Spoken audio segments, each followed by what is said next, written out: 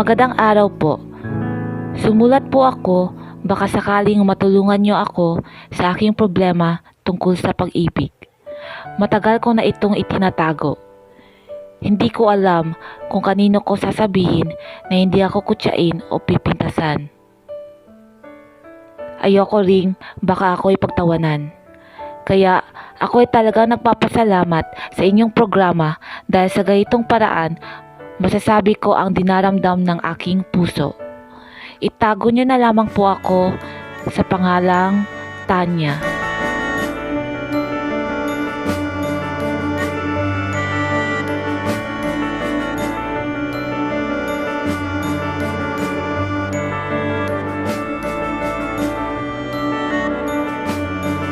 Ako ay tubong Luzon at 25 taong gulang. Ako ay kasalukuyang nagtatrabaho sa pribadong opisina bilang tagapangasiwa. Ako ay wala pang kasintahan. At iyan ang aking problema dahil nakatuon ang aking pansin sa matalik kong kaibigan na simula noon pa, panahon pa ng aming pag-aaral ay may pagtingin na ako sa kanya. At hindi niya alam ito.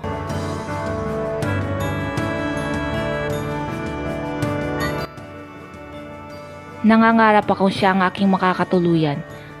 Siya ang aking makakasama habang buhay. Ang matagal kong tanong sa aking sarili ay kung gusto niya rin ba ako. May pagtingin din ba siya sa akin? Ito ang hindi ko maipaliwanag hanggang kami ay nagsipagtapos sa kolehiyo. Sa kabila ng pagiging abala po namin sa trabaho, may oras kami sa isa't isa bilang matalik na magkaibigan. Hindi napuputol ang komunikasyon namin at masayang-masaya ako kapag nag-uusap kami, nagkwekwentuhan tulad noong nag-aaral pa kami sa universidad. Hanggang ngayon ay patuloy pa rin ang aming komunikasyon. Dahil matalik kaming magkaibigan, itago niyo na lamang siya sa pangalang Chad. Magkapareho kaming edad, siya ay nagtatrabaho sa bangko. Pareho kami nakatira sa syudad. Nagsimula kami sa aming pagkakaibigan ng 10 taong gulang kami. At nasa ika-4 na baitang. Hanggang ngayon ay magkaibigan pa rin kami. Kung sana siya na lang ang una at huli kong mamahalin dahil nasa kanya na lahat ang hinahanap ko sa isang lalaki.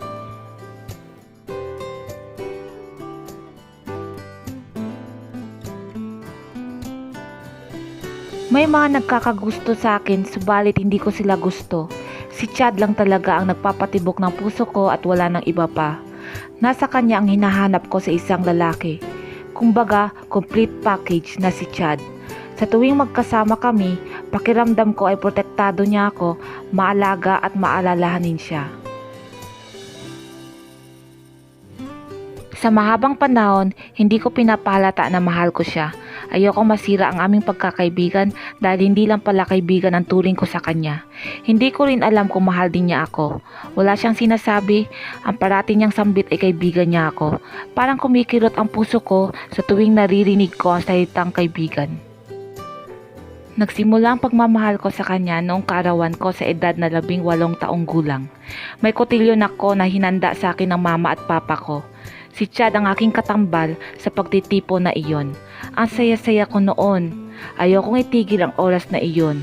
Alam ko sa darating na umaga, kaibigan ang trato niya sa akin. Napakasaya ko noong kaarawan ko.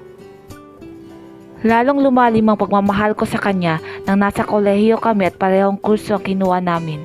BS Accountancy. Hindi ko lang talaga pinapahalata dahil ayokong mapahiya sa kanya. Ayokong pagtawanan niya ako. Kilalang kilala ko si Chad. Pagtatawanan lang niya ako kung anong nararamdaman ko sa kanya.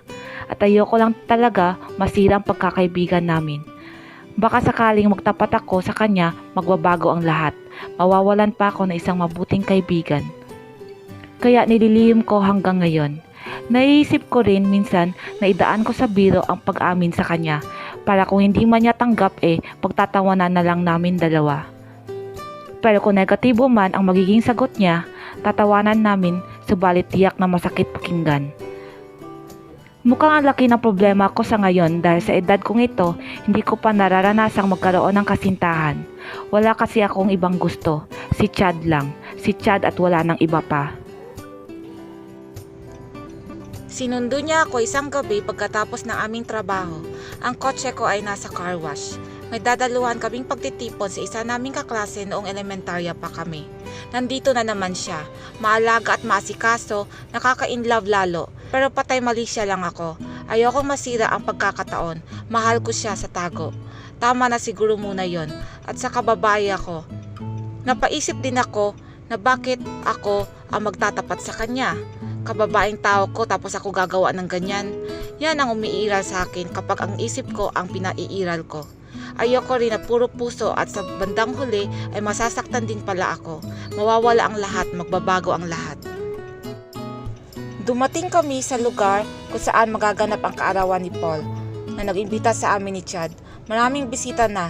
Nahuli kaming dumating dahil traffic sa highway. Nang makita kami ng aming mga kaklase dati na naroon sa bahay ni Paul, tuwang-tuwa sila na makita kami. May isa pang nagbiro sa amin kung kami na ba ni Chad. Biniro kami ni Tam. Tiningnan ko lang siya habang siya na ang nagsabi na matalik lang kaming magkaibigan. Ang sakit na namang marinig ang mga salitang yon na paulit-ulit. Narinig ko ang isa naming kaklase na si Leia na sana kami na lang dalawa. Umalis ako sa lugar na kinatatayuan ko. Tumungo ako sa bakanting mesa at umupo roon. Hindi ko na pinakinggan kung ano man ang sasabihin ni Chad sa sinabi ni Leia. Hindi na kailangan pang marinig pa. Ang sinabi niyang matalik na kaibigan ay sapat na sa akin na marinig yon. Paulit-ulit ko nang naririnig at nagsasawa na ako. Hanggang doon na lang siguro na hindi niya na kailangan pang marinig na mahal ko siya. Wala rin mapupuntahan kung sakaling malaman pa niya na higit pa sa matalik na pagkakaibigan ang tingin ko sa kanya. Ayoko nang makarinig ng mga salita na magbibigay ng panibagong kirot sa puso ko. Sa buong gabi na nasa pagtitipon kami ni Paul, ako ay nagsasaya at umiinom dahil alam ko kinabukasan ay walang pasok. Nararamdaman ko na lasing na ako. Sa kabilang banda, nadyan si Chad upang alalayan ako. Wala namang pinagbago sa ganoong sitwasyon. Hanggang doon na lang kami at wala nang pag-asa pang uusad pa. Sumapit na ang hating gabi. Hinatid ako ni Chad sa aking bahay. Alam kong hindi siya lasing. Hindi niya gawain ang uminom ng marami. Isang baso o dalawa, ayos na sa kanya. Kahit lasing ako, alam ko ang ginagawa ko. Nag-iisip pa rin ako. Hinatid niya ako sa aking silid tulugan. Bago man lang siya umalis, gawain ni Chad na maayos ako. Maayos ako sa pagkakatulog. Subalit nang paalis siya, pinigilan ko siya. Hinawakan ko ang kanyang kamay ng mahigpit. Hinila ko siya sa akin at niyakap ng mahigpit. Alam ko ang ginagawa ko. Binulong ko sa kanya na mahal ko siya. Bigla kong hinalikan. Inaasahan kong iiwas siya sa halik ko. Pero hindi. Nagulat ako. Akala ko matalik na kaibigan lang turing niya sa akin. Hindi ko inaasahang may mangyari sa amin sa gabing iyon. Hindi ko rin inaasahang magsasabi rin siya na mahal niya ako. Hindi siya lasing. Matino siya. Pero nasambit niya sa unang pagkakataon na mahal niya ako. Kailangan pa bang malasing ako ng sobra para lang magtapat ako? Siguro hinihintay niya ako. Siguro inoobserbahan niya muna ako kung pareho ba ang aming nararamdaman. Pero gulat na gulat ako sa narinig ko na paulit-ulit habang nagyayakapan at naghahalikan kami sa aking silid tulugan.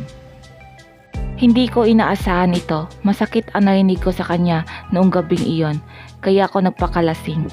Ayoko naman na ubabot sa ganito para siya ay magtapat sa akin na mahal din niya pala ako. Pwede namang sa maayos na paraan.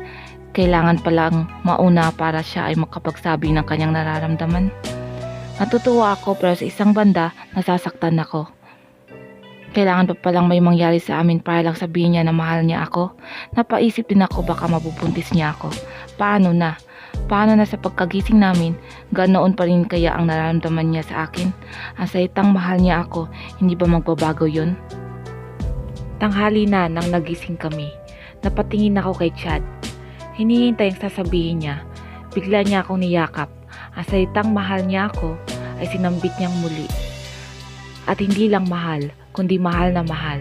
Napatulo ang luha ko. Hindi ko akalaing maririnig uli ang mga salitang yon. Akala ko, isang laro lang ang nangyari sa amin noong gabing yon. Akala ko, pinagsamantalahan niya ang kahinaan ko dahil lasing na lasing ako. Sa umagang iyon, totoo pala at hindi isang laro. Niyakap ko siyang mahigpit at sinabing mahal na mahal ko rin siya. Sinabihan niya ako na maghanda ng aking sarili dahil paglulutuan niya ako. Hindi ko akalain ng mga narinig ko. At patuloy pa rin niyang sinasabi sa akin na totoong mahal niya ako at simula sa araw na iyon ay magsisimula ang aming relasyon. Nakatingin lang ako sa kanya na nakangiti. Hindi ko maipaliwanag ang aking nadarama. Para akong nananaginip ng gising, pero gising na ako. Gusto ko siyang tanungin tungkol sa narinig kong sinagot niya na matalik na kaibigan lang kaming dalawa. Subalit wag muna dahil ayokong masira ang oras na iyon. Sabay kami nag-almusal. Ang sarap talaga ng inihandang pagkain ni Chad. Masarap talaga siyang magluto. Kahit nung nasa high school pa kaming dalawa, mas masarap siyang magluto sa akin. Isa rin yan sa nagustuhan ko sa kanya at napamahal talaga ako na sobra dahil marunong siyang mag-alaga sa akin. Tiyak niyang nakakain ako sa tamang oras. Payat kasi ako. Gusto niya akong tumaba kahit noon pa. Ewan ko ba?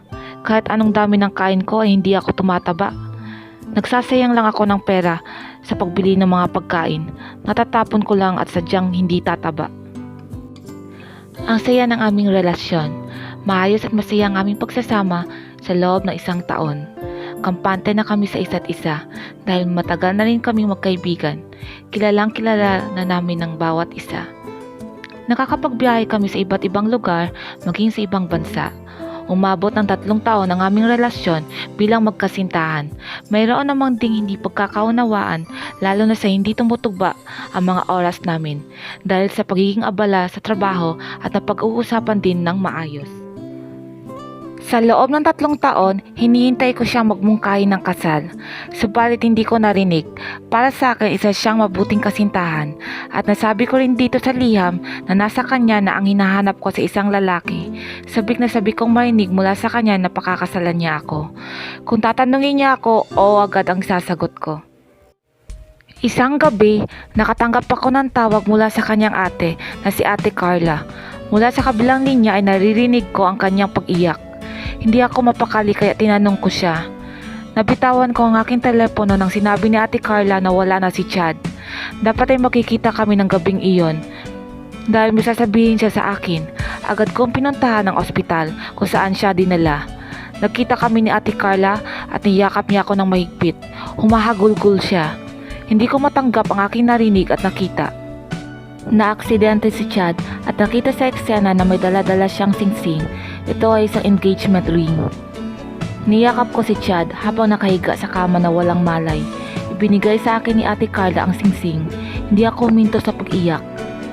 Ang sakit-sakit makita na wala na si Chad. Hindi ko matanggap na wala na siya. I'm the only one you love. I promise you, you'll never be alone. Hindi ko alam ang gagawin. Hindi ko alam kung paano ako magpapatuloy sa buhay na wala si Chad. Umikot ang buong buhay ko sa kanya kahit na matalik na magkaibigan pa kami noon. Ang hinihintay ko na magpo-propose siya ay nawala ng parang bula.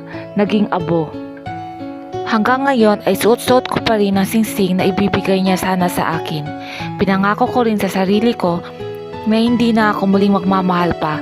Si Chad lang ang aking mamahalin hanggang sa dulo ng aking buhay.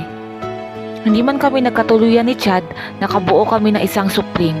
Bago siya maaksidente, may nangyari sa aming dalawa. Sa loob ng 3 taong relasyon, binigay ko na ang sarili ko sa kanya na walang pag-aalinlangan. Ganoon ko siya kamahal. Lumipas ang maraming taon. Oo, may ilan ring gusto akong pakasalan, pero tinanggihan ko ito. Simula nang nawala na si Chad, inilaan ko ang aking oras at panahon sa aming anak at sa trabaho ko.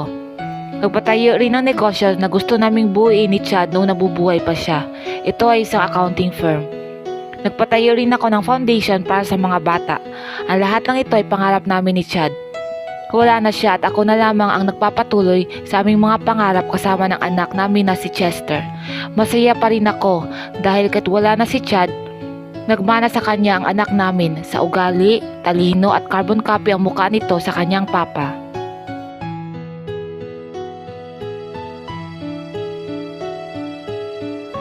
Hanggang dito na lamang po ang aking sulat. Maraming salamat dahil napili niyo pong basahin ang aking liham. Naway kapupulutan ito ng aral ng inyong manonood. Nagmamahal, Tanya.